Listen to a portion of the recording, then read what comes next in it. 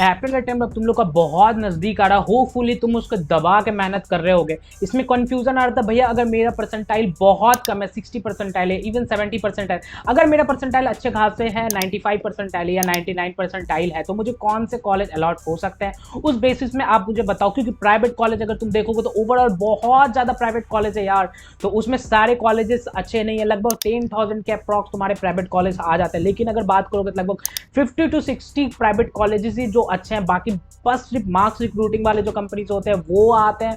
और अगर बात करोगे तो भखेरे में अगर तुम्हारे पैकेट ढीला कर देंगे तुम्हारे पापा का, ठीक है। तो इसमें आ रहा है कि भैया आप थोड़ा बताओ कि कितने परसेंटाइल में मुझे कौन सा कॉलेज और मुझे क्या करना चाहिए, ठीक है।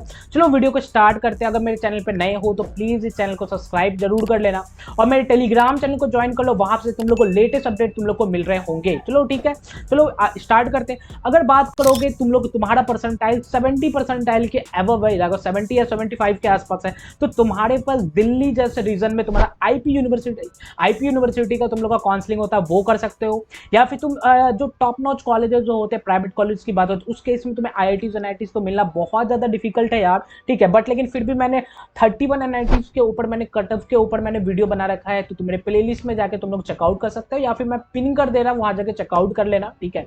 जेएसएस नोएडा हो गया, या फिर तुम्हें थापड़ हो गया, या जेपी हो गया, एलएमएनआईटी एक कॉलेज है तुम्हारा जो राजस्थान में है तो जयपुर में, वो कॉलेज भी अच्छा है। या तो फिर तुम टॉप कॉलेज जैसे होता है वीआईटी हो गया, एसआरएम हो गया, ये सब में तुम डायरेक्ट एडमिशन ले सकते हो, ठीक है। अगर तुम ब्रांच वाइज की बात को काउंसलिंग के बेसिस पे बात करो तो जो दिल्ली के आईपी कॉलेजेस हो गए, महाराजा अग्रसेन वगैरह जो कॉलेजेस हो गए वो बहुत अच्छे कॉलेजेस है, ठीक है।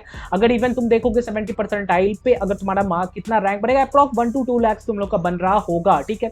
अगर बात करोगे भैया मेरा 70 परसेंटाइल नहीं आया, अगर मुझे बहुत कम परसेंटाइल आया, मेरे परसेंटाइल 60 to 50 परसेंटाइल पे, तो भैया क्या करें, मतलब तब तो भाई साहब तुम्हें अप्रैल अटेम्प्ट के लिए बहुत ज्यादा मेहनत करने की जरूरत है, ठीक है। उसको उस काउंसलिंग में तुम्हें स्टेट लेवल के जो काउंसलिंग हो जाते हैं, तुम्हें एकेटीयू जैसे कॉलेजेस हो गए जो उत्तर प्रदेश के जो कॉलेजेस मिलते हैं, और तुम्हारा डब्ल्यूबीजी के जो कॉलेजेस आते हैं जैसे कि तुम्हारा आईएम हो गया, हेरिटेज हो गया, टेक्नो हो गया, हल्दिया हो गया, ये सब जो कॉलेजेस हैं, तो इस सब कॉलेजेस में तुम कंसीडर कर सकते हो, या तो फिर तुम डायरेक्ट एडमिशन ले सकते हो।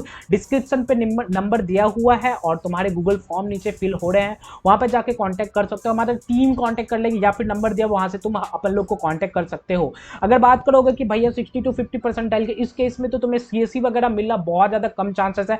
लेकिन अगर तुम कोड ब्रांचेस के ऊपर देख लो या इलेक्ट्रिकल वगैरह देख लो, सिविल मैकेनिकल वगैरह देख लो, डेफिनेटली तुम्हें मिल जाएंगे। अगर रैंक की बात करोगे तो अप्रॉक्स 3 to 5 लाख के आसपास तुम्हें ये रैंक बन सकता है, ठीक है। अब अगर बात करो कि भैया मेरा 60-70 तो नहीं है, मेरा थोड़ा डिसेंट सा है, ठीक है, तो मेरा 80 के आसपास है, 80 to 95 के बीच में मुझे आ रहा है, मतलब 85 to 95 के बीच में आ रहा है, तो भैया उस केस में मुझे क्या करना चाहिए, ठीक है। उस केस में अगर तुम बात करोगे तो जो डिसेंट एनआईटीज होते हैं, जीएफटाई वगैरह की बात करोगे तो गवर्नमेंट फंडेड कॉलेजेस हो गए, उसके ऊपर भी मैंने वीडियो बना के रखा है कि वो कौन कौन से जीएफटाई हैं, तो उसमें कौन कौन सा कॉलेजेस मिल सकते हैं, जाके जो तुम्हारे सेंट्रल यूनिवर्सिटीज कुछ हो गए, असम यूनिवर्सिटीज वगैरह सब हो गए, और तुम्हारा ट्रिपल आईटी भुवनेश्वर जो हो गया, बट ये ट्रिपल आईटी शो हो रहा है, बट लेकिन ये तुम्हारा जो है जीएफटाई की कैटेगरी में आता है, उसके ऊपर भी अपन लोगों ने वीडियो बना के रखा है, यहाँ पे मैं पिन कर दे रहा हूँ, जाके कमेंट में क्या बोलते हैं पिन कर दे रहा हूँ, वहां से तुम चेकआउट कर सकते हो, ठीक है। और उसके बाद करोगे स्टेट लेवल काउंसलिंग तुम कर सकते हो, इवन भाई या तो फिर तुम एनएसयूटी डीटीयू जो तुम्हारे होते हैं, जैक जो होते हैं, जो दिल्ली रीजन के जो कॉलेजेस हो गए जाते हैं, जैक यूनिवर्सिटी वगैरह, तो जैक जो होता है वो एक काउंसलिंग कंडक्ट कर, उसमें टोटल 3 कॉलेजेस तुम्हारे आ जाते हैं, एक ट्रिपल आईटी दिल्ली आते हैं, और एक एनएसयूटी आता है, एक डीटीयू आता है, ठीक है।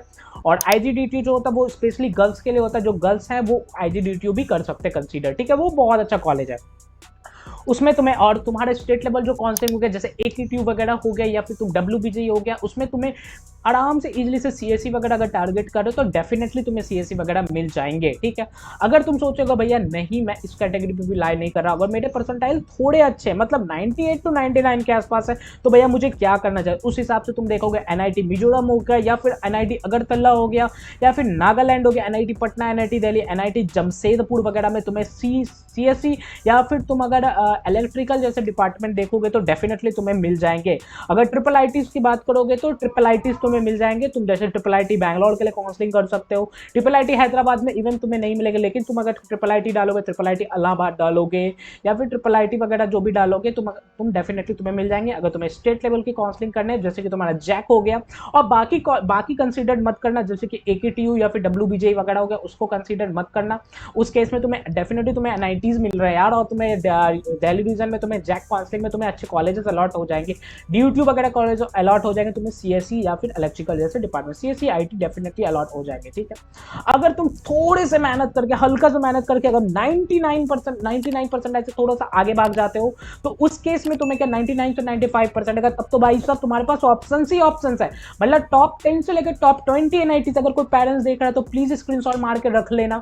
टॉप 10 से टॉप 20 NITs तुम्हें डेफिनेटली तुम्हें मिल जाएगा, जैसे NIT सिक्किम हो गया, NIT मणिपुर हो गया, NIT पटना, NIT सूरत और NIT भोपाल। जैसे MIT भोपाल तो भाई साहब बहुत तगड़ा कॉलेज है, उसमें तुम्हें CSE वगैरह तुम्हें डेफिनेटली अलॉट हो जाएंगे। अगर तुम IIITs की बात करोगे तो IIIT Guwahati, IIIT Kota, Bangalore, BIT Mishra हो गया और IIIT भुवनेश्वर जैसे तुम्हारा, तो ये IIIT कैटेगरी में, बट लेकिन ये तुम्हारे GFTI में आते हैं। और अगर जो ब्रांचेस वगैरह की बात करोगे तो डेफिनेटली तुम्हें CSE और मिड ब्रांचेस तुम्हें जिसमें भी इंटरेस्ट है डेफिनेटली तुम्हें वो अलॉट हो जाएंगे। अगर तुम्हें इवन अगर थोड़ा सा और मेहनत कर दोगे यार, मतलब 10 to 20 मार्क्स और ग्रैब करके लेके आ जाओगे, तो 99 से 95 परसेंटाइल में तो तुम्हारे पास तो ऑप्शन ही ऑप्शन, मतलब टॉप 5 से लेके टॉप 20 NITs में तुम्हें सीट्स अलॉट, जैसे मेघालय हो गया, अगरतला, मणिपुर, रोहपुर और NIT गोवा, NIT जालंधर वगैरह कॉलेजेस में तुम्हें CSE अलॉट हो जाएगा। अगर तुम्हें CSE चाहिए और IT ECE और तुम्हारा इलेक्ट्रॉनिक्स एंड कम्युनिकेशन अगर तुम चाहते हो तो डेफिनेटली वो भी अलॉट हो जाएंगे। और अगर तुम गुवाहाटी वगैरह, वडोदरा, IIIT वडोदरा, IIIT भुवनेश्वर, राजस्थान वगैरह चाहते हो तो डेफिनेटली उसमें भी तुम्हें CSE अलॉट हो जाएंगे। अगर तुम बोल रहे हो कि भैया नहीं, मुझे इससे भी थोड़ा सा स्लाइटली मुझे अच्छा मार्क्स आया है, उस केस में मुझे क्या करना चाहिए? उस केस में अगर बात करो तो 98 से 99 परसेंटाइल की बात करो तो तुम्हें पहले तो तुम्हें JEE एडवांस के लिए फुल्ली फोकस होना है तुम्हें, क्योंकि JEE एडवांस में तुम्हें अगर IITs मिल गया तो डेफिनेटली बहुत अच्छा है यार। और में अगर तुम बात करो कि NIT Trichy, NIT Warangal, NIT तुम अगर रौरकेला वगैरह की बात करो तो उसमें तुम्हें कोर ब्रांचेज हो जाते हैं, जैसे मेटलर्जी और होगा प्रोडक्शन वगैरह हो गया, फूड टेक हो गया, ये सब में डेफिनेटली तुम्हें नहीं मिलेंगे। लेकिन NIT रौरकेला की बात करो तो NIT रौरकेला में तुम्हें IT डिपार्टमेंट, इलेक्ट्रिकल EC वगैरह तुम देखोगे तो वो मिल जाएंगे। ठीक है, तुम उसमें कंसीडर कर सकते हो।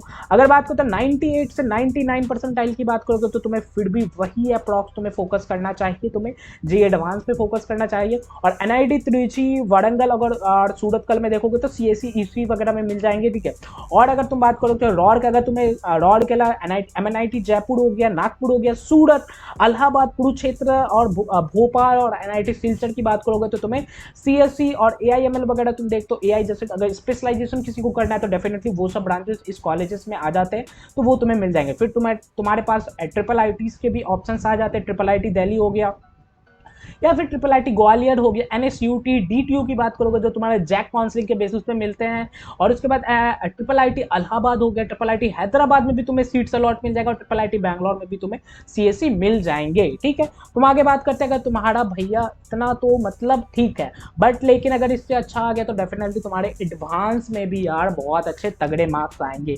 आई होप तुम्हें एकदम 60 परसेंटाइल से लेकर 100 परसेंटाइल तक मैंने तुम्हारा सारा डाउट क्लियर कर दिया है। अगर तुम और कोई कॉलेजेस वगैरह के लिए तुम देख रहे हो तो डेफिनेटली तुम मुझे बताना, उसके ऊपर अपन लोग रिव्यू लेके आ जाएंगे, तो कोई दिक्कत वाली बात नहीं है।